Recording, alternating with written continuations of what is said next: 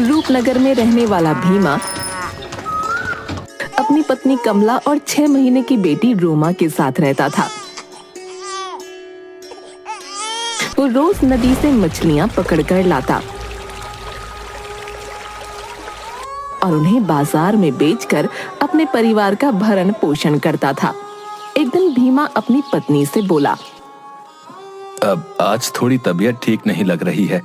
मैं सोच रहा हूँ कि नदी पर ना जाऊं और घर पर आराम कर लूं। तुम्हें तो कभी सर दर्द होता है, कभी पैर दर्द, सिर्फ काम पर ना जाने का बहाना देखते हो। नहीं कमला, मैं सच कह रहा हूँ, आज तबीयत ठीक नहीं लग रही। ठीक है, मत जाओ। आज मेरी भी तबीयत खराब है। मैं भी घर का कोई काम नहीं करूंगी, सिर्फ आराम करूंगी। अच्छा, तुम नाराज मत हो, मैं काम पर जाता हूँ। भीमा सीधा साधा था और कमला उतनी ही खराब। वो भीमा से लड़ने का कोई मौका नहीं छोड़ती।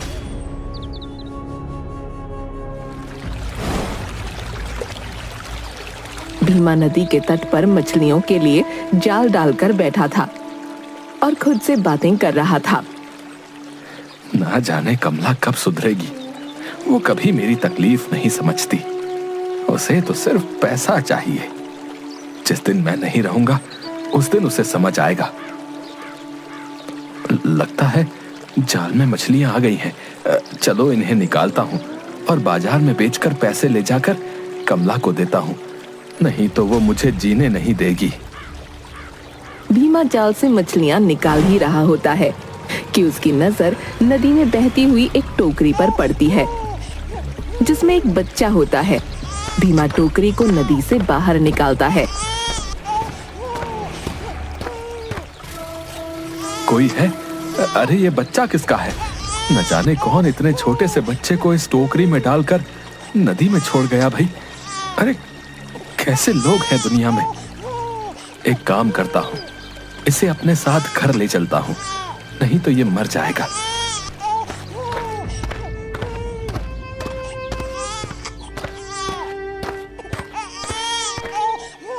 कमला कहाँ हो? देखो मैं क्या लाया हूँ। इतना शोर क्यों मचा रखा है? आज तुमने नदी से घर आने में देर कर दी। कब बाजार जाओगे? कैसे पैसे लेकर आओगे? तुम्हें तो सिर्फ पैसों की ही पड़ी रहती है। ये देखो, आज नदी में किसी ने इस छोटे से बच्चे को एक टोकरी में डालकर छोड़ दिया था। जिसका बच्चा है, अगर उसने छोड़ दिया तो तुम इसे क्यों ले आए? तुम कैसी बातें कर रही हो? अगर मैं इसे घर नहीं लाता तो क्या वहां नदी में मछलियों का चारा बनने के लिए छोड़ देता है? इस बच्चे को मछली खाए या शेर खाए, मुझे क्या करना है? इस मुसीबत को मैं ना रखूंगी अपने घर में। बहुत हो गया कमला, मैंने आज तक तुम्हारी हर बात मानी है और अब तुम मेरी एक बात ध्यान से सुनो। ये बच्चा इस घर में ही रहेगा और रोमा के साथ हम इसे भी पालेंगे। इस बारे में मुझे कोई बात नहीं करनी है। कमला ने भीमा को पहली बार इस तरह गुस्से में बात करते देखा था, इसलिए उसने कुछ नहीं कहा और बच्चे को रखने के लिए तैयार हो गई। भीमा ने बड़े प्यार से उस बच्चे का नाम सोमा रखा। धीरे धीरे समय के साथ रोमा और सोमा दोनों बड़े होने लगे। एक दिन, पिताजी, क्या मैं भी आपके साथ नदी पर मछलियां पकड़ने चल सकती हूँ? क्यों बेटा, तुम्हें मछलियां पकड़ना सीखना है? जी पिताजी, मैं भी आपकी तरह एक मछुआरा बनना चाहती हूँ। बेटा, अभी तुम छोटी हो। अभी तुम अपनी बहन रोमा के साथ खेलो। जब बड़ी हो जाना तब चलना। अगर जाना चाहती है तो आप ले क्यों नहीं जाते? अच्छा ही है, पिता का काम सीख लेगी तो आपका काम हल्का हो जाएगा। मुझे रोमा और सोमा दोनों को जो कुछ भी सिखाना होगा मैं खुद सिखा लूंगा। तुम्हें मुझे बताने की जरूरत नहीं है। मैं तो इसलिए कह रही थी कि अगर उसका मन है तो सिखा दो ना, लेकिन जैसा तुम्हें ठीक लगे। कमला सोमा को बिल्कुल पसंद नहीं करती थी, लेकिन भीमा की वजह से वो मजबूर थी। रोमा का स्वभाव उसकी माँ कमला की तरह था, जबकि सोमा स्वभाव में बिल्कुल भीमा जैसी थी, नेक दिल और दयावान। एक दिन अचानक भीमा की मृत्यु हो जाती है।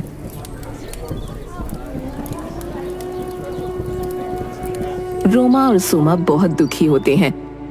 बेटा रोमा, तू रो मत, ये तो नियति है, हम इसे बदल नहीं सकते। तुम्हारे पिता का साथ बस इतना ही लिखा था, तुम्हें हिम्मत रखनी होगी। हाँ माँ, लेकिन अब हम कैसे रहेंगे? हमारा घर कैसे चलेगा? पिताजी ही तो अकेले काम करने वाले थे। तू फिक्र मत कर, ये सोमा है ना, इसने तुम्हारे पिता से मछलियाँ पकड़ना सीखा था, अब से ये जाएगी मछलियाँ पकड़ने। हाँ माँ, मैं जाऊंगी पिताजी की जगह मछलियाँ पकड़ने, आप फिक्र मत कीजिए। बस बस, ज्यादा प्यार दिखाने की जरूरत नहीं है, तू ही जाएगी और कौन जाएगा। उस दिन से सोमा के तो जैसे दिन ही बदल गए।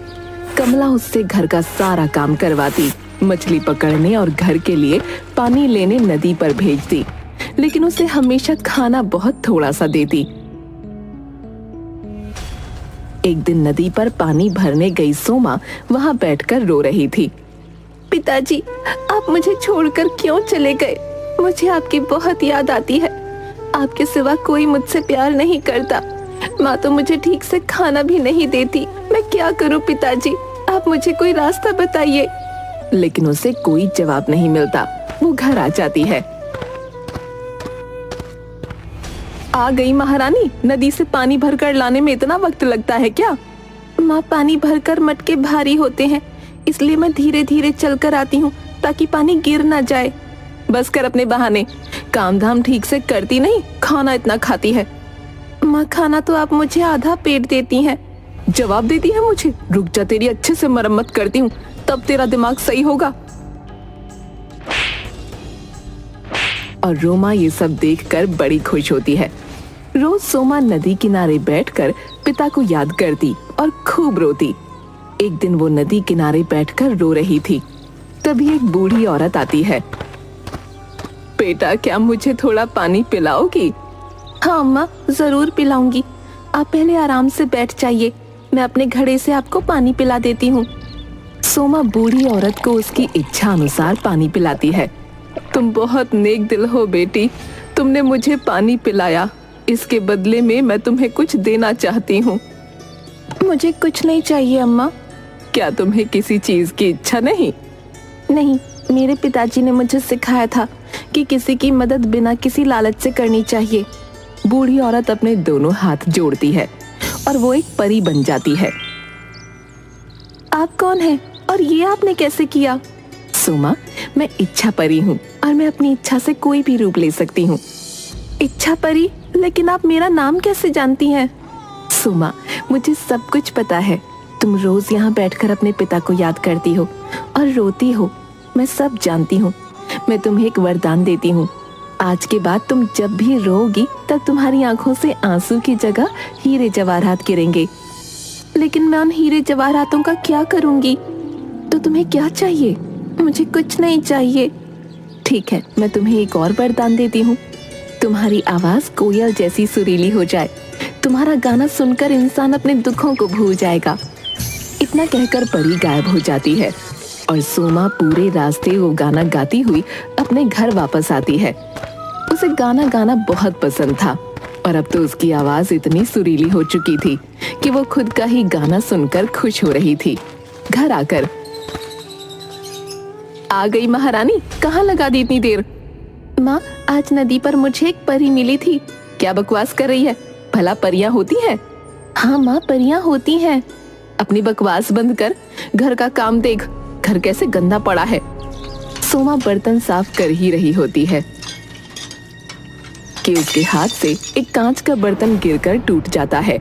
कमला सोमा को 2 थप्पड़ लगाती है। सोमा रोने लगती है। उसकी आंखों से आंसू की जगह हीरे जवाहरात गिरने लगते हैं। ये क्या? इसकी आंखों से आंसू की जगह हीरे जवाहरात गिर रहे हैं? हाँ माँ, इसकी आंखों से तो आंसू की जगह हीरे जवाहरात गिर रहे हैं। बताइए कैसे हो रहा है सब? सोमा खुद को संभालती है। माँ, मैंने आपसे कहा था ना, आज मुझे नदी पर एक परी मिली थी। उस परी ने मुझे आशीर्वाद दिया कि अब से जब भी मैं रोऊंगी मेरी आंखों से आंसू की जगह हीरे जवाहरात गिरेंगे। रोमा, आज नदी पर पानी भरने तू जाएगी, वहाँ बूढ़ी औरत को पानी पिलाकर तू भी वरदान ले आना। मैं जाऊंगी नदी पर, लेकिन मटका बहुत भारी होता है, मैं कैसे उठाकर लाऊंगी?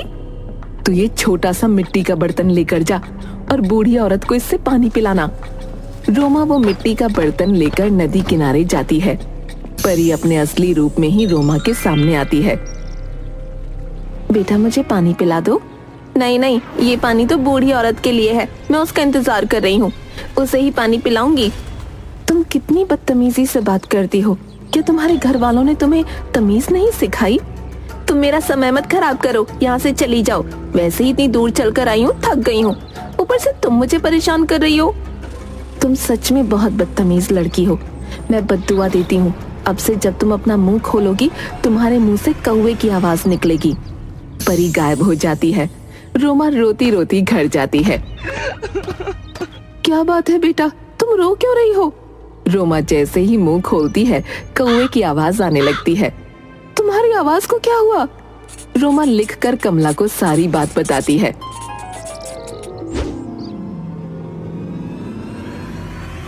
ये सब इस सोमा की वजह से हुआ है, इसने हमें पूरी बात नहीं बताई होगी, ये जानबूझकर ऐसा करती है। नहीं माँ, मैंने सब कुछ सच सच बताया था। कमला सोमा को मारकर घर से बाहर कर देती है। मैं क्या करूं? माँ को हमेशा मेरी ही बात गलत लगती है, भला मैं क्यों अपनी बहन का बुरा चाहूंगी? सोमा घर के बाहर पेड़ के नीचे लेट जाती है। थोड़ी देर बाद गाना गाने लगती है। परी के वरदान से वो अपना सारा दुख भूल जाती है। तभी वहाँ से रूपनगर का राजकुमार गुजर रहा होता है। वो सोमा की आवाज सुनकर आता है। उधर सोमा का गाना सुनकर कमला भी घर का दरवाजा खोल देती है और सोमा को घर के अंदर ले लेती है। घर में कोई है क्या? हाँ, किससे मिलना है? कौन हो तुम? मैं इस नगर का राजकुमार हूँ और यहाँ पर एक सुरीले गाने की आवाज सुनकर आया हूँ। वो गाना कौन गा रहा था? कमला अंदर आती है और रोमा को बाहर ले जाकर राजकुमार के सामने खड़ा कर देती है। राजकुमार, ये मेरी बेटी रोमा है, यही गाना गा रही थी। आपकी आवाज बहुत सुरीली है, आप बहुत अच्छा गाना गाती हैं। आपकी जादुई आवाज सुनकर मैं अपने सारे दुख भूल गया। क्या आप मुझसे विवाह करेंगी? कमला रोमा को चुप रहने का इशारा करती है। जरूर करेगी राजकुमार जी, इसके तो भाग्य खुल गए जो आप स्वयं विवाह का प्रस्ताव लेकर आए हैं। राजकुमार और रोमा के विवाह की तैयारियां शुरू हो जाती हैं। विवाह वाले दिन राज दरबार में सब विवाह के लिए उपस्थित थे। तभी मंत्री जी बोले, महाराज, आज बड़ा ही खुशी का दिन है। हमारे राजकुमार का विवाह हो रहा है और इस विवाह में शामिल होने के लिए दूर देश के राजा रानियां और हमारी प्रजा आई हुई है। अगर आपको उचित लगे तो मैं अपनी प्रजा की तरफ से एक अनुरोध करना चाहता हूं। बताइए मंत्री जी, आप क्या कहना चाहते हैं? महाराज, हमारी प्रजा चाहती है कि राजकुमार अपनी होने वाली राजकुमारी के जिस गुण के कायल हैं, उसकी एक झलक उन्हें भी मिले। जरूर मंत्री जी, आप सब एक बार रोमा की सुरीली आवाज सुन लेंगे तो अपने सारे दुख भूल जाएंगे। ये सब बातें सुनकर कमला और रोमा दोनों परेशान हो जाती हैं, क्योंकि इतने दिनों से जब भी राजकुमार रोमा से गाना गाने को कहता तो रोमा सिर्फ अपना मुंह चलाती और कमला सोमा से गाना गवाती थी।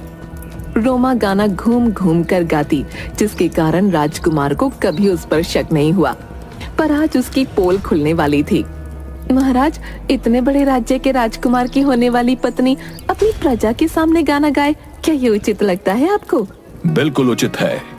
हम अपनी प्रजा को हमेशा अपने परिवार की भांति मानते हैं और अगर हमारी होने वाली वधू अपने परिवार के सामने अपने गुण को प्रस्तुत करेगी तो इसमें कोई शर्म की बात नहीं है। रोमा चुप थी। तभी, महाराज, प्राणों के लिए जीवन दान मांगता हूं, लेकिन ये लड़की और इसकी माँ दोनों ही झूठे हैं। ये कभी किसी के सामने गाना नहीं गाएगी। मंत्री जी, आप क्या कहना चाहते हैं? महाराज, जब राजकुमार ने हमें इस लड़की के बारे में बताया तो मेरे मन में भी इस बात को परखने की उत्सुकता हुई। कि क्या सच में किसी की आवाज में इतना जादू हो सकता है कि उसकी आवाज सुनने मात्र से हम अपना दुख भूल जाएं? बस अपनी यही उत्सुकता शांत करने के लिए मैं इस लड़की के घर गया, परंतु मैंने वहां जो देखा वो देखकर तो मेरे होश ही उड़ गए। आपने क्या देखा मंत्री जी? महाराज, ये लड़की तो बोलती भी कौवे जैसा है। इसकी आवाज कौवे जैसी है। मंत्री जी, ये आप क्या कह रहे हैं? मैंने खुद रोमा की आवाज सुनी है, और एक बार नहीं कई बार सुनी है। ये बहुत सुरीला गाती है। राजकुमार, मुझे क्षमा कीजिएगा, परंतु आपने जो आवाज सुनी वो रोमा की नहीं बल्कि इसकी बहन सोमा की थी। मैं सच कह रहा हूं, रोमा तो कौवे की आवाज में बोलती है। महाराज रोमा को बोलने का आदेश देते हैं। बेचारी रोमा महाराज के डर से अपना मुंह खोलती है, और जैसे ही मुंह खोलती है कौवे की आवाज आने लगती है। सभा में सभी लोग अपने कानों पर हाथ रख लेते हैं। इस लड़की को गिरफ्तार कर लो और इसे कैद खाने में डाल दो। इसने न सिर्फ हमारे राजकुमार को धोखा दिया बल्कि हम सबको भी अंधेरे में रखा। महाराज, मैं आपके हाथ जोड़ती हूँ, भगवान के लिए मेरी बहन को माफ कर दीजिए और इसे कैद खाने में मत डलवाइए। ये सब मेरी गलती है। तुम्हारी गलती कैसे है? अगर मैं गाना नहीं गाती तो राजकुमार को ये धोखा कभी नहीं होता। इसलिए अगर आपको सजा देनी है तो मुझे दीजिए, पर मेरी बहन को छोड़ दीजिए। तुम इस राज्यसभा में गाना गाओ, क्या पता तुम भी झूठ ही बोल रही हो। सोमा गाना गाना शुरू करती है और थोड़ी देर में महाराज, राजकुमार और साथ साथ वहां उपस्थित सारे लोग अपना सारा गुस्सा और तकलीफ भूल जाते हैं। राजकुमार, तुमने जो कहा था वो बिल्कुल सत्य था। इस लड़की की आवाज तो वाकई बहुत सुरीली है, और इसकी आवाज सुनते ही हम सारी बातों को जैसे भूल गए। महाराज, अब तो आप मेरी बहन को आजाद कर देंगे। हम तुम्हारी बहन को आजाद कर देंगे, परंतु अब हम तुम्हारी बहन रोमा की जगह तुम्हारे सामने अपने पुत्र के विवाह का प्रस्ताव रखते हैं। क्या तुम्हें ये विवाह स्वीकार है? सोमा माँ की तरफ देखती है। मुझे माफ कर दो बेटी, मैंने तुम्हारे साथ इतना बुरा व्यवहार किया, फिर भी आज तुमने रोमा की जगह खुद को कारागार में डालने की बात की। तुम्हारे पिता की बात बिल्कुल ठीक थी। तुम्हारा हृदय सच में हीरे जैसा है। महाराज, मैं अपनी छोटी पुत्री सोमा का विवाह आपके पुत्र के साथ करने के लिए आपसे अनुरोध करती हूँ। मुझे माफ कर दीजिए। रोमा और सोमा को ये सब करने के लिए मैंने ही कहा था। रोमा सोमा के लिए कागज पर लिखती है, मुझे माफ कर दो, मैंने माँ की बातों में आकर गलत व्यवहार किया, हमेशा तुम्हें नीचा दिखाया, कभी तुम्हारी मदद नहीं की। फिर भी आज तुमने मेरे लिए जो किया वो मैं जिंदगी भर नहीं भूल सकती। तुम्हें माफी मांगने की कोई जरूरत नहीं, तुम बस मेरे गले लग जाओ। सोमा रोमा को गले लगाती है। तभी वहाँ इच्छा परी आती है। रोमा, मुझे देखकर अच्छा लगा कि तुम्हें अपनी गलतियों का एहसास हो गया, इसलिए मैं तुम्हें अपने दिए हुए श्राप से मुक्त करती हूँ। रोमा पहले की तरह बोलने लगती है और उसे कौवे की आवाज से मुक्ति मिल जाती है।